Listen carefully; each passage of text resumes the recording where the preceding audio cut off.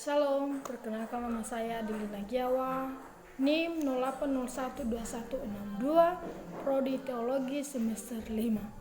Mata kuliah Teologi Sistematika tentang pneumatologi dan angiologi. Dalam kesempatan ini saya membahas tentang pneumatologi.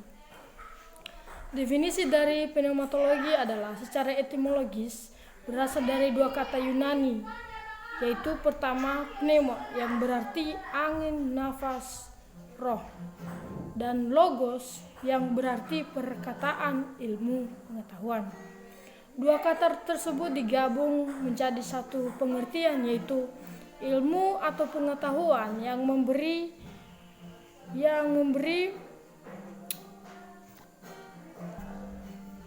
mempelajari tentang Roh Kudus.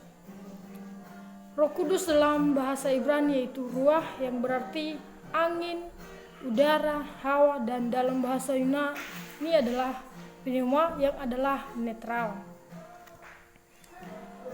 Personalitas Roh Kudus. Roh Kudus memiliki sifat-sifat dari satu pribadi, yaitu satu, memiliki akal budi, kecerdasan, pengetahuan, pikiran, emosi, dan kehendak. Roh Kudus menampilkan karya-karya serupa dengan karya dari Allah Bapa dan Putra. Roh Kudus bekerja untuk mengajar, Roh Kudus bekerja untuk bersaksi, Roh Kudus bekerja untuk membimbing, Roh Kudus bekerja untuk meyakinkan, Roh Kudus bekerja untuk melahirbarukan, Roh Kudus menjadi pendoa syafaat, Roh Kudus menjadi memerintah. Posisinya menginformasikan personalitasnya itu, Roh Kudus dapat didudukakan, Roh Kudus dapat dihujat, Roh Kudus dapat ditolak, Roh Kudus dapat didustai, dan Roh Kudus dapat ditaati.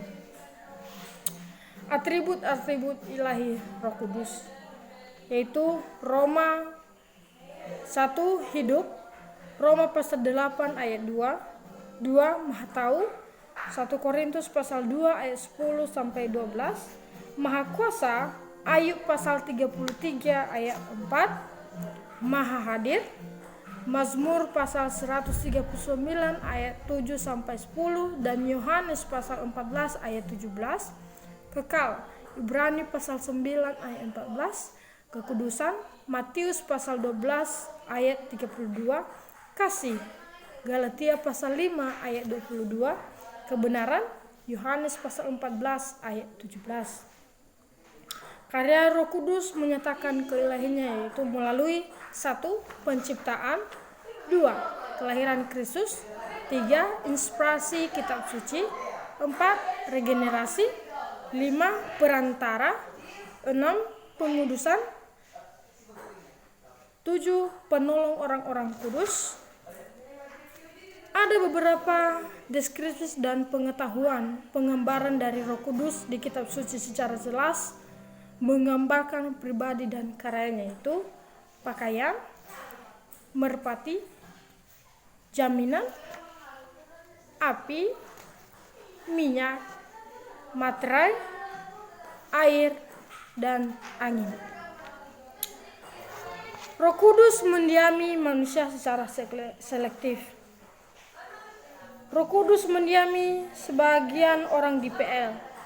Roh Kudus mendiami Yosua, bisa kita lihat di Bilangan pasal 27 ayat 18, dan Daud 1 Samuel pasal 16 ayat 12 sampai 13. Kemampuan untuk melayani. Roh Kudus diberikan pada waktu memilih seseorang untuk melaksanakan tugas tertentu.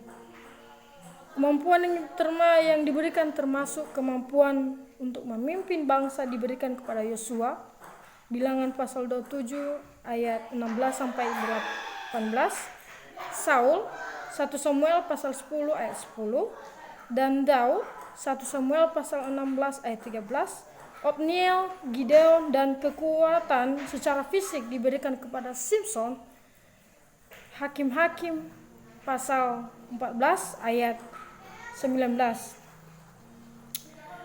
relasi Roh Kudus dengan Kristus. Yesaya bernubuat bahwa Roh Kudus akan tinggal pada Mesias.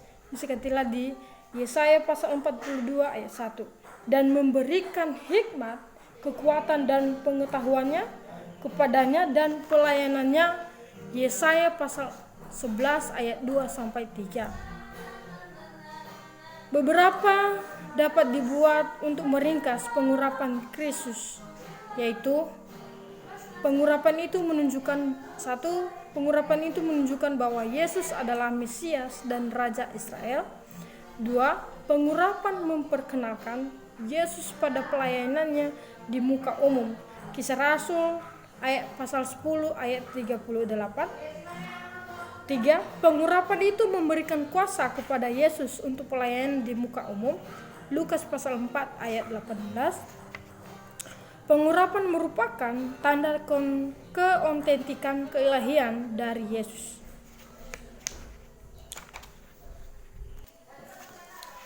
Penyertaan Roh Kudus. Sebelum Tuhan Yesus naik ke surga, Ia menjanjikan Roh Kudus yang akan menyertai murid-muridnya dan orang percaya secara permanen. Yohanes pasal 14 ayat 16. Penyertaan yang sifatnya permanen ini bukan hanya bagi orang-orang tertentu saja, tapi bagi semua orang percaya. Ada beberapa indikator yang meneguhkan fakta ini. Roh Kudus adalah suatu karunia. Roh Kudus diberikan pada waktu keselamatan. Roh Kudus tinggal pada diri orang percaya secara permanen.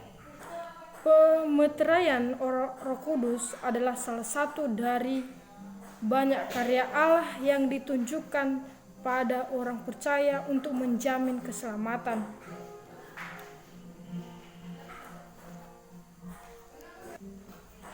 Dalam 2 Korintus pasal 1 ayat 22 mengatakan bahwa Allah memeteraikan tanda miliknya atas kita dan memberikan Roh Kudus di dalam hati kita sebagai jaminan dari semua yang telah disediakan untuk kita. Di masa PL, suatu materai digunakan dalam banyak cara. Materai untuk menyatakan keautentikan suatu dokumen, materai untuk keautentikan berpindah kuasa dari suatu penguasa ke penguasa yang lain. Karunia Roh Kudus. Ada 2 kata dalam bahasa Yunani yang digunakan untuk menjabarkan karunia-karunia rohani. 1. Pneumatikos, artinya hal-hal rohani atau sesuatu yang dikaitkan dengan Roh Kudus. Kata ini menekankan natur rohani dan asal dari karunia rohani yang diberikan Roh Kudus kepada orang percaya. 2. Karisma, artinya pemberian berdasarkan anugerah. Kata karisma menekankan bahwa suatu karunia rohani adalah pemberian berdasarkan anugerah Allah. Hal itu bukan perkembangan kemampuan secara alamiah, melainkan suatu pemberian yang dilimpahkan kepada orang percaya.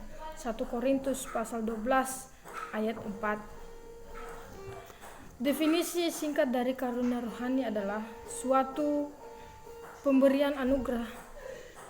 Definisi yang lebih lengkap adalah pelimpahan ilahi akan kemampuan khusus untuk pelayanan atas anggota tubuh. Konsep yang tercakup dalam karunia-karunia rohani yaitu karunia rohani pada seseorang adalah perlengkapan dari Allah bagi pelayanan rohani secara individu. 1 Korintus pasal 12 ayat 11. Suatu karunia rohani bagi gereja adalah di mana secara unit seseorang diperlengkapi bagi pendidikan dan pendewasaan gereja. Efesus pasal 4 ayat 11 sampai 13. Karunia rohani tidak sama dengan bakat alamiah.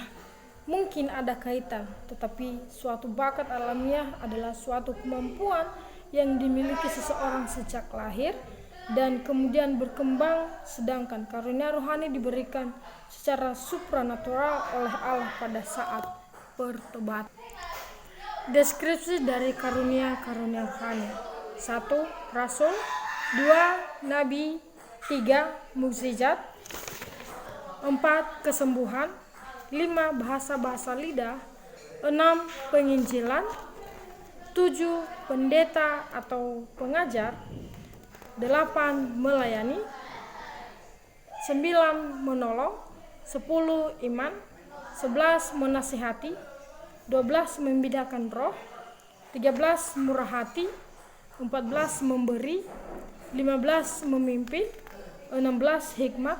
17. Pengetahuan. Pemenuhan oleh Roh Kudus adalah Roh Kudus. Dasar dari kepenuhan oleh Roh Kudus di Efesus pasal 5 ayat 18. Hendaklah kamu penuh dengan Roh Kudus. Perintah untuk dipenuhi oleh Roh Kudus diberikan dalam kontras dengan peringatan, jangan mabuk oleh anggur. Pemenuhan oleh Roh Kudus harus terjadi karena 1. Esensial untuk kedewasaan orang percaya. 1 Korintus 3 ayat 1-3. 2. Esensial untuk pelayanan orang percaya. Kisah Para Rasul pasal 4 ayat 31 dan pasal 9 ayat 17 dan ayat 20. Efesus pasal 5 ayat 18 mengajarkan 3 faktor tentang konsep dipenuhi oleh Roh Kudus, yaitu 1. Suatu perintah.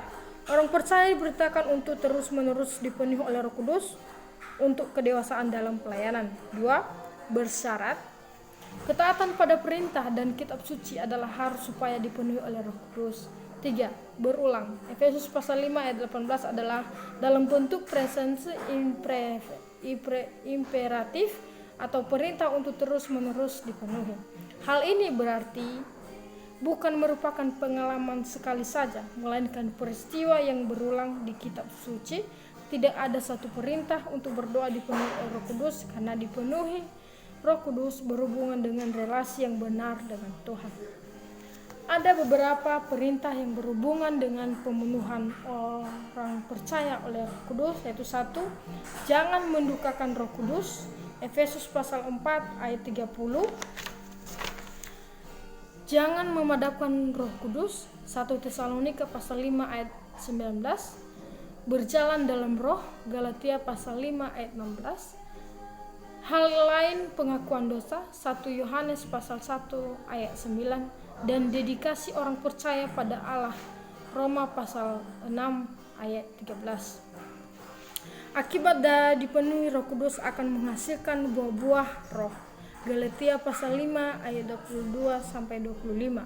Sebagai tambahan, orang Roh percaya akan reseptif pada pelayanan pengajaran Roh Kudus, akan memperlihatkan sukacita, kesatuan, dan pengucapan syukur di tengah jemaat, dan akan memperlihatkan dedikasi pada Allah dan tidak serupa dengan dunia. Roma pasal 12 ayat 1-2.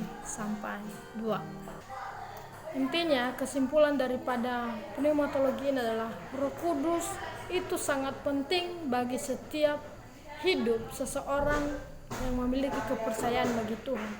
Karena tanpa Roh Kudus, orang tidak akan pernah bisa melakukan kehendak Tuhan. Karena manusia masih hidup di dalam daging dan tidak bisa melakukan apa yang dikehendaki oleh Tuhan Allah. Jadi Roh Kudus itu sangat berperan penting dalam kehidupan manusia, baik secara jasmani maupun secara rohani. Demikian pembahasan tentang pneumatologi ini.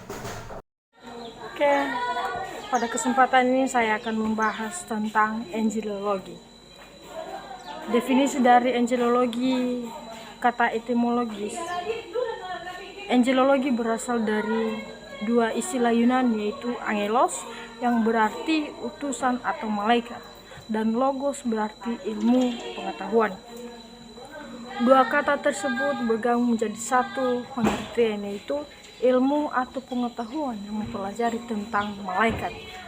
Istilah dalam Alkitab PL dan PB. Kata malaikat dalam bahasa Ibrani, yaitu malak, ditemukan 103 kali dalam PL yang berarti utusan, ditujukan pada utusan manusia. 1 Raja-Raja pasal 19 ayat 2, atau utusan ilahi. Kejadian pasal 28 ayat 12. Arti dasar dari kata itu adalah ia yang diutus. Sebagai utusan ilahi, malaikat adalah keberadaan surgawi yang ditugaskan oleh Allah untuk melaksanakan perintah-perintah tertentu. Bagian A, putra Allah. Bagian B, yang kudus. Dan C, tentara atau pasukan surgawi. Dalam PB, bahasa Yunani, angelos muncul 170 kali, namun kata itu ditujukan untuk manusia 6 kali. Kata angelos sama dengan malak, juga berarti utusan, yang berbicara dan bertindak atas nama orang yang mengutus dia. Keberadaan malaikat. Keberadaan malaikat secara seragam disajikan di kitab suci. 34 kitab di Alkitab memberikan referensi pada malaikat, 17 di PL dan 17 dalam PW. Kepentingan kepercayaan kepada malaikat adalah sehubungan dengan relasi malaikat dengan Kristus. Kristus telah dilayani oleh para malaikat setelah melewati pencobaan. Matius pasal 4 ayat 11. Ia menyebutkan tahap setelah kebangkitan dengan membandingkan pada malaikat. Matius pasal 22 ayat 29-30. Ia mengajarkan bahwa para malaikat akan mengumpulkan kembali bangsa Israel pada saat kedatangannya yang kedua kali. Matius 25 ayat 31-32 dan 41. Keberadaan para malaikat berkaitan dengan kredibilitas dari kesaksian Kristus. Asal mula malaikat. Kita dapat mengetahui kapan Allah menjadikan malaikat. Dalam Ayub pasal 38 ayat 7, malaikat-malaikat disebut sebagai bintang fajar dan anak Allah. Malaikat-malaikat dijadikan pada saat ia menciptakan langit dan bumi. Kejadian pasal 1 ayat 1, Ayub 38 ayat 4-7, dan mungkin sebelum dunia ini dijadikan. Dalam Kolose pasal 1 ayat 16 dikemukakan bahwa mereka itu diciptakan oleh anak Allah dan untuk Dia. Pekerjaan malaikat. Tuhan memberi tugas kepada malaikat-malaikat, yaitu menolong melaksanakan kehendak Allah bagi orang-orang saleh dan juga orang jahat. Taurat diberikan dengan perantaraan malaikat. Kisah Para Rasul pasal 7 ayat 53, Galatia pasal 3 ayat 19, Ibrani pasal 2 ayat 2. Malaikat memimpin hal-hal yang berhubungan dengan kerajaan-kerajaan dan negara. Malaikat menolong dan memelihara orang saleh. Malaikat juga bertugas menjagai anak-anak. Matius pasal 18 ayat 10. Malaikat membawa hamba-hamba Allah ke surga. Lukas pasal 16 ayat 22. Natur dan atribut malaikat. Malaikat adalah keberadaan yang bersifat roh. Meskipun malaikat dapat menyatakan diri mereka pada manusia dalam wujud tubuh manusia, Kejadian 18 ayat 3, mereka tetap disebut roh, Ibrani pasal 1 ayat 14. Hal itu menunjukkan bahwa mereka tidak memiliki tubuh seperti manusia. Jadi, mereka tidak berfungsi seperti manusia dalam kaitan dengan perkawinan. Markus pasal 12 ayat 25. Mereka juga tidak mati. Lukas pasal 20 ayat 36. Malaikat adalah makhluk ciptaan. Pemazmur menyerukan agar semua alam semesta memuji Allah atas ciptaannya bersama dengan semua makhluk surgawi yang lain. Malaikat diciptakan Allah dengan firman-Nya. Mazmur pasal 148 ayat 2-5. Ayub diingatkan bahwa para malaikat memuji Allah pada waktu mereka diciptakan. Ayub 38 ayat 6-7. Kristus menciptakan malaikat supaya mereka kemudian memuji Dia. Kolose pasal 1 ayat 16. Malaikat diciptakan secara serentak dan tidak terhitung jumlahnya. Malaikat memiliki utusan lebih tinggi dari manusia. Klasifikasi malaikat. Para malaikat berperan sebagai penguasa pemerintah. Dalam Efesus pasal 6 ayat 12 menunjuk pada satu tingkat dari para malaikat yang jatuh. Pemerintah adalah mereka yang berada di tingkatan pertama atau tertinggi. Penguasa adalah mereka diberi otoritas. Penghulu dunia gelap mengekspresikan kuasa atau otoritas yang mereka terapkan atas dunia ini. Malaikat yang memiliki tingkat yang tertinggi. Malaikat yang adalah individu yang terutama. Mikhail berarti siapakah yang seperti Allah? 2. Gabriel, Daniel pasal 9 ayat 21, Lukas pasal 1 ayat 26 berarti manusia Allah atau Allah adalah kuat. Lucifer, Yesaya pasal 14 ayat 12 berarti bersinar atau bintang fajar. Ia adalah makhluk ciptaan Allah yang paling bijaksana dan indah, yang pada awalnya ditempatkan dalam posisi berkuasa atas serafin yang mengelilingi tahta Allah. Malaikat yang melayani Allah. 1. Huruf adalah urutan atas atau kelas tertinggi yang diciptakan dengan kuasa dan keindahan yang tidak dapat dikatakan. Tujuan dari aktivitas mereka dapat diringkaskan dengan cara ini. Mereka pewarta dan pelindung dari kemuliaan hadirat Allah, kedaulatannya dan kekudusannya. Serafin berarti yang dibakar, digambarkan melindungi tahta Allah. Yesaya pasal 6 ayat 2. Setiap mereka dijelaskan memiliki 6 sayap, 3 rangkai seruan mereka, suci, suci, suci. Yesaya pasal 6 ayat 3 berarti mengakui Allah sebagai sangat sempurna dalam kekudusannya. Mereka itu seperti memuji dan menyerukan kesempurnaan kekudusan Allah. Serafin juga mengekspresikan kekudusan Allah, di mana mereka memproklamasikan bahwa manusia harus disucikan dari dosa moral sebelum ia dapat berdiri di hadapan Allah dan melayani Dia. Pelayanan malaikat.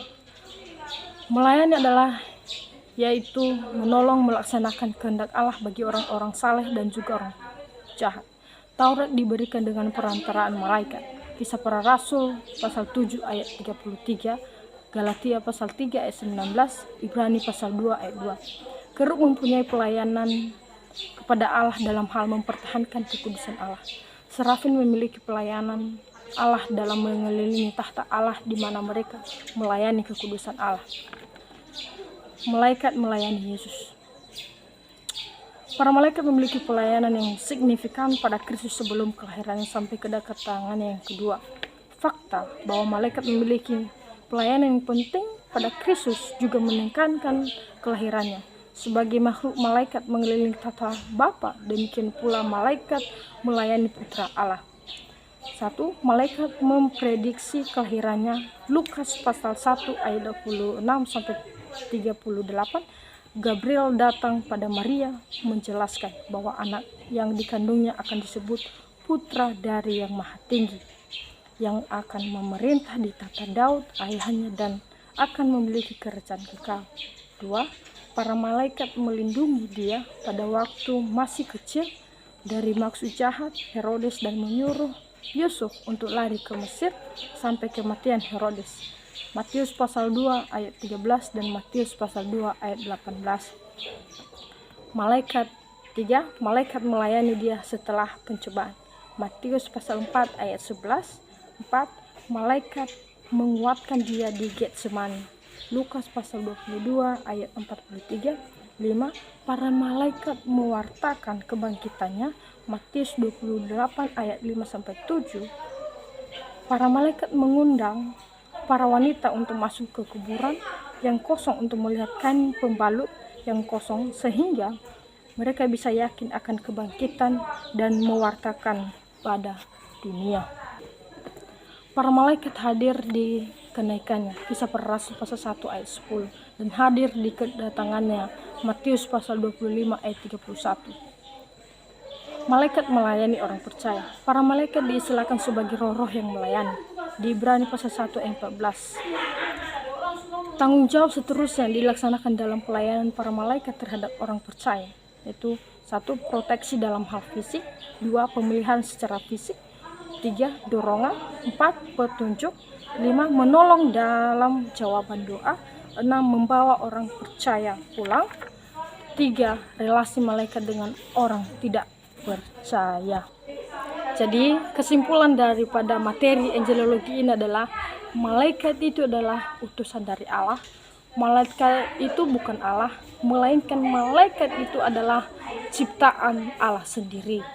Jadi pelayanan malaikat ini sangat berguna bagi kita, bagi setiap orang percaya. Jadi sangat dibutuhkan yang namanya malaikat dalam setiap hidup kita untuk menolong kita dalam menjalani hari-hari yang sedang kita lewati. Demikian saja pemaparan materi yang telah saya sampaikan ini. Saya ucapkan terima kasih. Shalom.